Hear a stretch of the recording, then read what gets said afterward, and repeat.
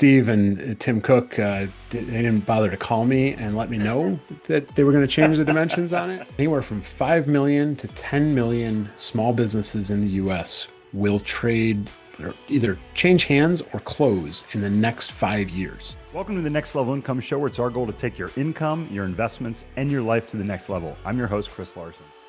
You've worked hard, you earn good money, but you're still trading your time for it, and that gap between income and actual freedom isn't going to close on its own. My new ebook, How to Be Financially Free by 40, gives you a practical framework that I actually use myself to build real cash flow and lasting wealth, not someday in the future, but on a timeline that you can achieve. And it's free. Grab your free copy at nextlevelincome.com. Go to nextlevelincome.com/financial freedom book to get your free copy today. On today's podcast, we have Tim Delaney. Tim is an entrepreneur, real estate investor, and the host of Business Buying for Financial Independence podcast I was just on. Wonderful podcast if you want to learn a little bit more about buying your own business. And more than a decade ago, Tim made the bold move of buying a small local business with almost no experience and very little cash down. And he's going to tell you that story today and how it set him on his path to financial freedom. Now he helps others do the same through business acquisition and his mastermind. Learn more in today's show. Tim, welcome to the show.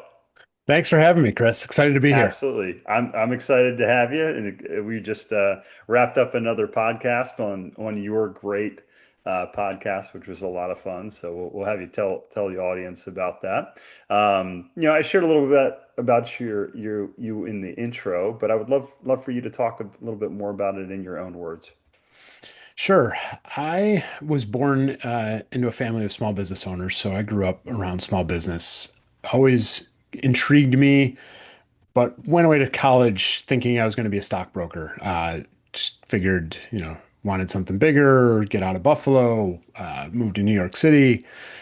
Halfway through college, I realized the idea of sitting in an office in Manhattan for 80 hours a week sounded like not very fun, and didn't know what to do with myself. So I joined the Peace Corps, went and lived Oh, overseas for a wow. few years.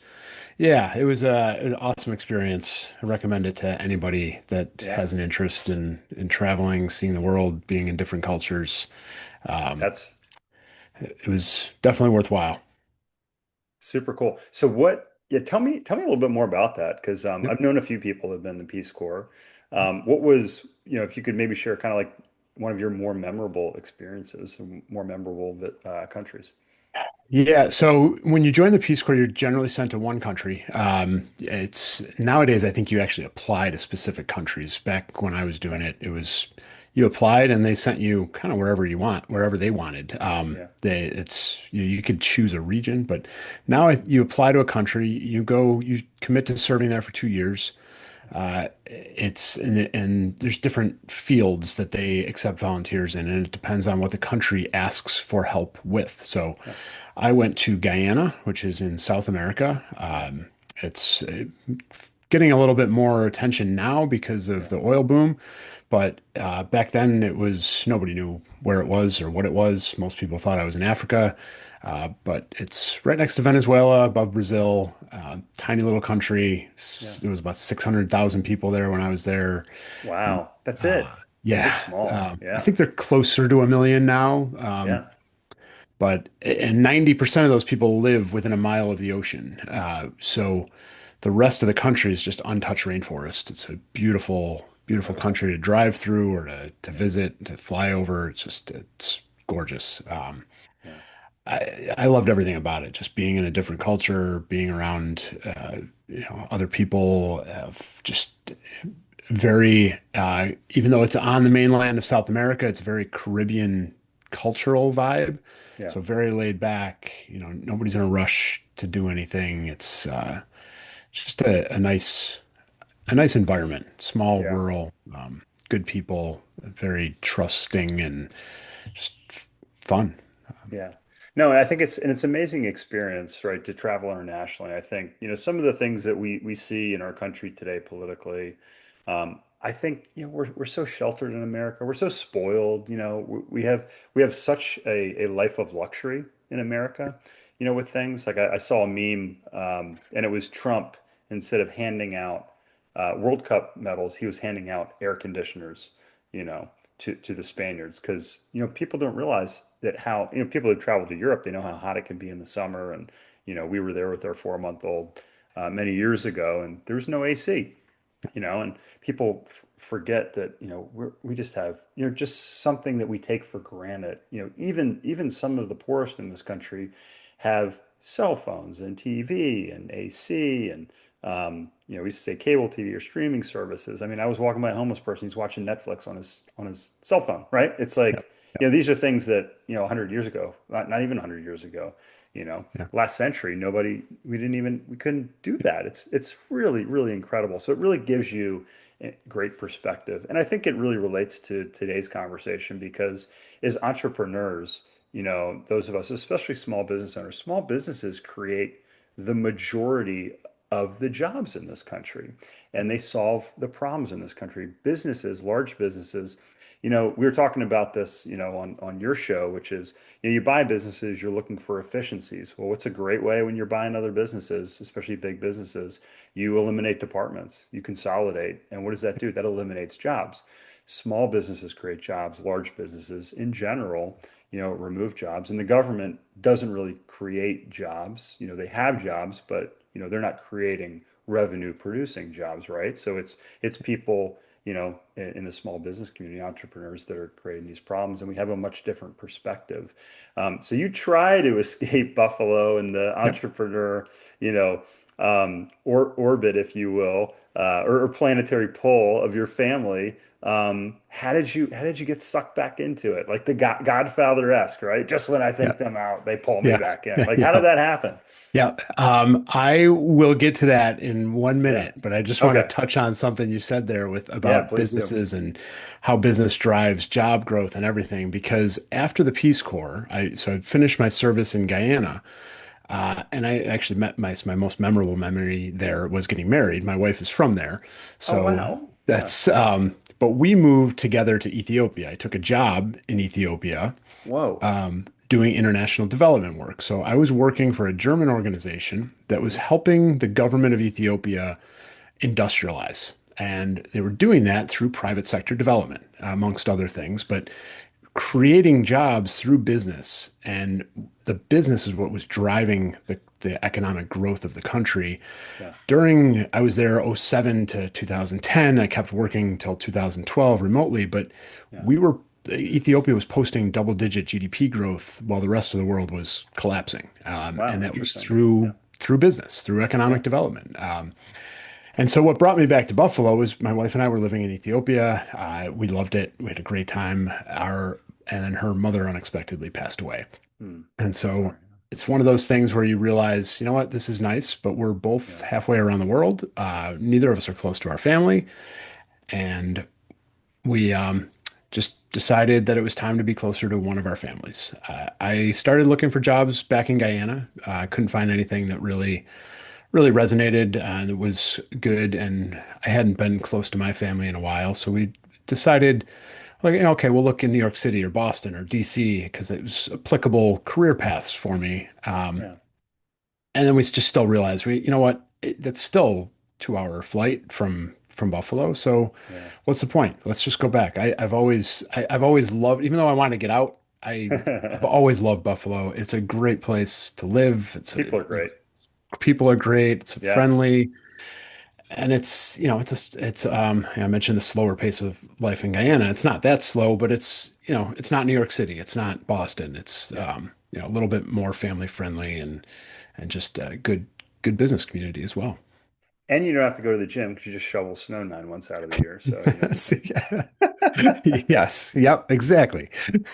Yeah, but no. All joking aside, we've been through Buffalo many times. My wife is from Montreal, so we've driven up through there, and my boys play lacrosse, so we stopped at Syracuse, and we haven't seen a game. I really want to see a game at the Orange Dome. It's supposed to. I think it's the best place in the world to watch a lacrosse game. They got the best fans up there, and you got Gary Gate, who's probably the best lacrosse player to play the game. Um, Up there, but yeah. So You get, another quick aside. I've heard this rumor that the Ark of the Covenant is in Ethiopia. Do you happen to find that out when you're over there? It is. I cannot verify because they do not allow people to see it. But there is up in the northern part of the country in Yeah. the state of Tigray. It is kept. There is Wow. a young priest that is Hmm. assigned to live in the cave with Yeah. it from the time he's a teenager, and he'll live his entire life guarding the Ark of the Covenant. During the Epiphany, they have replicas of it that they will Yeah. march, in the parades through the streets and everything. So it's a very yeah, it's a beautiful culture there. Yeah. Just very integrated. Like ancient Christianity, they're Yeah. Orthodox Christians, so they Yeah. haven't really changed anything in 2000 years in the way they practice and believe. Yeah. But then there's also a very large Muslim population that live side by side, and Yeah. a lot of the Muslims will still celebrate the Christian holidays with them because they're such a big part of the culture, and Yeah. it's just a very unique place. And they're the only country in Africa that was never colonized. How about that? They were Yeah. taken over briefly during World War II by Mussolini, but so there's some Italian influence, but it's not, they still had their independence for the most part. And Yeah. it's just, yeah, it was a great place and a very interesting background and stories and connection to ancient Christianity. Love it. Love it. So yeah, people didn't expect to hear that today on today's Yep. podcast, I bet. But there you No. go. There you go Yep. from Mr. Delaney himself. So get back to Syracuse. Did you take a regular job? Did you start your own business at that time? What happened? Buffalo, yeah, down the I'm road from sorry. Yeah, I'm Syracuse. That's sorry. okay. I'm sorry. You My got caught up on the apologies. Yeah. lacrosse thing. Yeah, I mentioned, yeah, sorry. Yep, Misspoke no there. Yeah, worries. Buffalo. Um, so I convinced my employer to continue paying. I was working remote from Yeah. Buffalo to Ethiopia for a couple of years. So Wow. this was back pre-Zoom. I don't think Zoom existed yet, and it definitely wouldn't have worked with the internet connections in Yeah. Ethiopia at the time. But I would get up really early in the morning. I'd check in with my team. I'd do work on their hours, and then I had afternoons free. And I was intent on starting my own business. So I was using some of my connections in Ethiopia and some of these businesses I had a leather sleeve made for the iPad. The iPad was new to the Yeah. market. I was Yeah. like, you know what? This is a good little niche. The iPad sleeves that I had seen people using were like cheap neoprene from China. I'm Yeah. like, you're spending hundreds and hundreds of dollars on this nicely designed piece of equipment, Yeah. but it needs protection because you can't, it's expensive. You can't just Yeah. toss in your briefcase. So I'm like, Yeah. I'll make these leather sleeves. So I had worked with a designer and a guy that was making them by hand. Um, got the first shipment in and kind of felt, I don't remember the exact timeline, but it was around the time that the iPad 2 came out Yeah. and the dimensions were different. So Oh no. Yeah. yeah, and between that, and I joke about that, but in reality, I didn't go all in on that business. I was Yeah. kind of, hesitant about it. I never even really set up a real website. I was trying to sell them through eBay to save Yeah. money, and Yeah. eBay. Yeah. sure, there was a lot of things I didn't do right, but that wasn't working. And around that time, an opportunity to buy a business fell in my lap. Somebody brought me this retail store that and the reason they connected it to me was they knew I enjoyed cooking, they knew I enjoyed food, and then this was one of the few places in Buffalo that had its own coffee roaster. And Ethiopia is very well known for their coffee. Yeah. Oh, love Ethiopian coffee. Yep, I Yeah. worked in the coffee industry a little Yeah. bit there as well, so I was intrigued. The idea of buying a business had crossed my mind, and I always written it off as something. It's like, why would somebody be selling a business? It's either garbage, they don't want it anymore. It's going downhill, or the income is capped. Like, it's how can I grow it? How can I build wealth from this thing? But I took a look at this because it was intriguing. I knew it. I knew the business very well. I shopped there, so started looking at the numbers, started talking to bankers, started talking to advisors. I was like, huh, there's actually something to this buying a business thing because I can get a loan from the bank for most of the purchase price, don't have to spend a ton of cash on it. And from the first week that I own this, my projections show that I can pay myself a salary to manage it. So I'm getting a paycheck right away, and I'll get my money back pretty quickly. It's like, okay, this works. That didn't work. That particular business just didn't pan out. It turned out somebody else was going to pay whatever they needed to. They wanted it as Mm, a portfolio to their existing business. So interesting. Yeah. it was fine though. It opened my eyes. It showed me what was possible with buying a Yeah. business. It sent me down a path of actively searching for a business to buy. Yeah. Awesome. Awesome. Yeah, so I think, we talked about this on your podcast, which is I think the first step is having the right mindset, right? Like starting to look at businesses and then, you know, maintain that open mind, but then also understanding, what a good business looks like. So that was like how many businesses did you look at then before you bought your first business? Dozens and dozens and There you go. dozens. Yeah. Yeah, Yeah. it took a while. It was not, I'm coming off this experience of here's a business to buy. I'm analyzing it, talking to bankers, like Hmm. almost have it under contract. And then now I'm back to the drawing board and I'm looking at bars and restaurants and pet stores and Yeah. all kinds of different things. And it's, yeah, over and over and over again, analyzing the numbers, driving out, meeting the sellers. Yep. It took a while. Yeah. I've been through it. So what was the first business? What was So the the first one, Goldilocks? yeah, Yeah. the one that actually clicked and I closed on was a wine and liquor store. Still have it to this day. It was 50-year-old business. Was the purchase price was about $200,000 plus inventory, which was estimated at 150,000. And the thing about the estimate was I put it under contract in October. They had started working with the broker a few months earlier, so midsummer, and they had no computers in the store. They had no idea how much inventory they had at any given time because Oh everything wow. was pen and paper, old school cash register where they would just punch in, if you brought a bottle of wine to the counter, the clerk would look at the price tag on it, the 9.99 wine, Punched it in. Wow. and punched it in, Yeah. and so it was all based on numbers. And so they, estimated that 150,000, which turned out to be uh, not right when we closed, which was fine. It actually worked out in my favor because it was much less. So I had extra working capital Yeah. to work with. Yeah. Awesome. And one of my favorite parts of that story is you had the wine and liquor store. You continue to have that wine and liquor store. But the second business you bought was particularly interesting to me. Yeah, the second business I bought was the plaza that the liquor store sits in. Yeah. So that was, and like we talked about, most people don't consider a plaza or real estate a business, but I do. It is operated as a business, and it has all the characteristics of a business. So Yeah. that was the second business I purchased. It was a few years later. It wasn't with the sale because it was a different owner, but it was a great add-on to the liquor store. Yeah, so how big was that plaza? So you got Yeah. the liquor store, obviously, Yep. and your liquor store was now paying rent to Yep. your real estate business, which I absolutely love that Yep. strategy. One of the beautiful things about owning a business is you can control how much income you pay yourself. You can pay your expenses first. We talked a lot about this on your podcast, Tim. So, if you're a W-2, income earner, you make your income, you pay your taxes, you pay your expenses. Is a business owner that's flipped, right? Yep. You make your income, you pay your expenses, then you pay your taxes after Yep. that, which is lower. But if you own the real estate, now your business pays rent, which you control the amount of the rent. So, talk a little bit about that and how many other tenants you have in that Yeah. business. Yeah.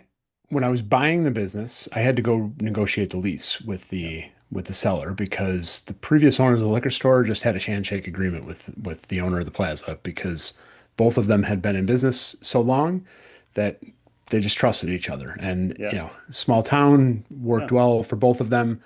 It wasn't going to work for me and nor the bank, both, the bank that was yeah. financing the deal and myself, I wanted a lease in place. And Of so I had to go course. negotiate it with him. When I was talking to him, he's a great guy, John.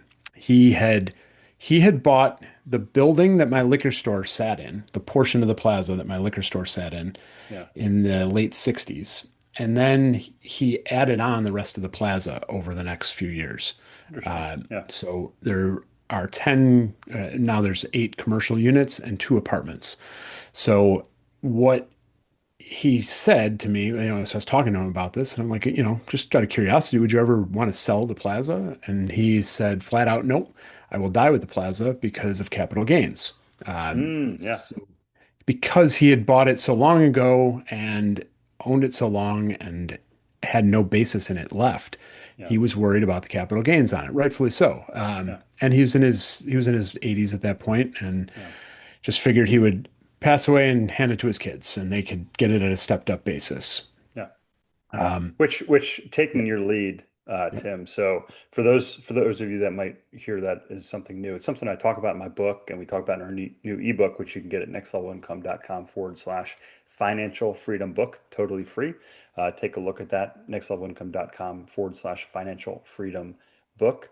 But when you pass away, we talk about this in chapter 5, your heirs can receive that at a stepped up basis. So if you have a property you paid $100,000 for, it's now worth $1 million. Your heirs receive it at that $1 million valuation. They could sell it the next day for $1 million and pay no tax effectively on that. Or you could do a 1031 exchange. yeah, yeah. And that's what his mindset was. Um, and so from that, kind of every 6 months or so, I paid rent, and I handed him a check in person. He was a real Yeah, estate agent, so he had an office in the plaza as well. yeah, So I saw him all the time. I paid him rent in person and with a check. And every once in a while, I would ask him, "John, you ready to sell? Thinking about selling yet?" And he kept saying, "No, no, I'm going to die with it. That's how it is." And somewhere a few years in, I went to him one time and he was complaining because he was going to have to be redoing a big section of the parking lot, which, yeah. for those of you that own real estate with large asphalt parking lots, you know that is not cheap. It's not, especially No. not cheap now, but Yeah, it's expensive then as well. And he was complaining about it. And I said, "John, you really want to keep dealing with this headaches and these hassles?" And he looked at me and said, "Nope, I'm ready to sell." Turns out he had just had a conversation with an accountant who explained to him that if he held the mortgage on the sale, that his heirs would inherit that mortgage at a stepped up basis. So essentially the same beautiful. same kind of thing. Yeah, So not only was he ready to sell, but he was ready to finance 90% of the plaza right out of the yeah, gate. yeah, No negotiation. It was, as a first time real estate buyer now, I was very thrilled with how this was looking. yeah, Um, so he proposed 90% financing, $1 million purchase price, which I knew enough that that price point was probably non-negotiable to him because that's psychologically it's a round number. It's 7 figures. yeah. What am I going to do? Try to beat him down a couple, 10, 20, 30, 40,000. But the Negotiate the interest interest rate. the interest rate that he proposed was 6%. I got that down to 4% instead of Yeah, 6. So yeah, the payment was lower. And then I found a private lender to give me that other 10%, which um, was amortized a little bit longer. So I could barely cash flow the first couple years until yeah. I made some improvements and got the rents up a little bit. Yeah, beautiful, beautiful. I love that. And a couple cool things about that story, Tim, is one, if you're looking for a deal, have the right mindset, but for us with investors, like I was just telling the story on another podcast earlier today, which I have an investor I've known now for 18 years, and he's known me since we did that first deal over 10 years ago, and he just committed his first investment today, as a matter of fact. So, stay in front of people. The timing has to be right, as Nelson Nash says, and become your own bank, which is, you have to catch people at the right time. And then, you know, real estate is awesome. We talked about this with buying businesses. There's different part. You can negotiate the purchase price. You can negotiate the down payment. You can negotiate the interest rate. You can negotiate the time that you pay that back. Some things, if you're working with a bank, those are going to be a little less negotiable. But with mortgages, with especially on like our apartment buildings, we go to different banks, we go to different lenders, we get different loan to values, we get different interest rates, we get different interest only payment periods. All of those things are negotiable, and depending on what works for your situation, it can work out beautifully, especially when you're tying it in, with the business. And you didn't have to cash flow that, initially, because you knew you had, other levers that you could pull and do that, which is pretty impressive. Yeah, and that's something that's important. I'd like to share Yeah, with people because we all talk about being able to buy a business or buy real yeah, estate with no money down or low money down, and it's yeah, technically possible. I did it. I've done it yeah, multiple times with real estate. yeah. However, with that plaza, the only reason that I was comfortable doing that with so little cash flow is because I had the business to pull on a lever if I needed it. Yeah. And within a year, I ended up needing to replace a 10,000 square foot section of flat roof. Mm, mm, yeah. Uh, I was getting quotes up to $120,000 to do that. Second only in fun to replacing the Yes, asphalt. exactly. I think the roof's even worse, but even if I had been cash flowing decently on Yeah, that, I wouldn't have had the money available in that first yeah, year, especially being financed at 100% already. I yeah, wasn't going to get a loan from the bank. So I was able to take a loan against the liquor store to loan then to the entity that owned the plaza to do their roof. yeah, But a bank would never have loaned directly to the plaza at that point. So having those different levers, having the business already in my back pocket, and knowing that the business, because the plaza was going to struggle to repay that loan on top of the debt it already had, yeah, but knowing that the business could take on that loan and float it for a while until the plaza was in a better position to pay it back was also very important. We talked about it on my podcast as well about the buying the assets to pay for your liabilities. I was buying an asset in this case, but it was a little bit of a liability in the early days because it yeah, was, because it was so tight. yeah, yeah. No, that's such a great story when you talk about all those. And I want to transition a little bit here. You talked about, the individual, he was, in his 80s, selling that. Today, in 2026, the first baby boomer turns 80. We talked a little bit about assisted living, in our prior conversation. And, for our listeners of the show, they know we're huge fans of senior housing. It's a big focus of ours going forward. But another piece of that is about 10% of these baby boomers are selling businesses. So, Tim, why is it such a great time to look at buying businesses? Yeah. So on the baby boomer aspect, I've heard numbers anywhere from 5 million to 10 million small businesses in the US will trade or either change hands or close in the next 5 years. Yeah, It's over a million, 1 to 2 million a year. Are yeah, there, some of them are just closing their doors. Like yeah. I had a, I just talked to an owner last yeah, week. He said, yep, I've got this business. I'm either going to shut it down, yep, I'm going to hire somebody to run it, which he yep, said, I'm basically don't want to. I'm not going to do that. Or you can buy it yeah, and, at a nominal rate. So to your point, it's like people are like, well, why would you want to buy this? Why would somebody want to sell this business? They may not be able to sell it, or they may not be able to find somebody that sees the intrinsic value in it. yeah, yeah, yeah. And that's for some sellers, they don't know that they can sell it. Just never something that popped up on the radar. For some of them, it's easy for somebody on the outside to say, well, wouldn't they just keep it and hire somebody? Yeah, And, for some people, they are open to doing that. For others, they just don't want anything to do with it anymore. They're done. They're yeah, tired. It yeah, might not be generating, might be generating good cash because they're working in it. It might yeah, not be enough to deal with a manager and still get something out of it. And that's, just so being out there talking to business owners, talking to business brokers, accountants, lawyers, like you'll find these sellers that are ready to go and ready to retire and are willing to work with a buyer who's interested in their business. And yeah. I've said it a bunch of times lately. It's not just about the dollars. It's not just about the money, Right. the sticker price. Like they're for the ones that want to sell or they want to see their legacy carry on. They want to see their Yes. employees protected. They want to see their customers Yeah. happy.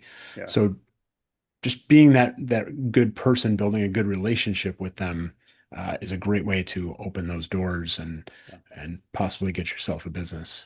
I love it. And how do you work with your clients to help them work through this process, Tim?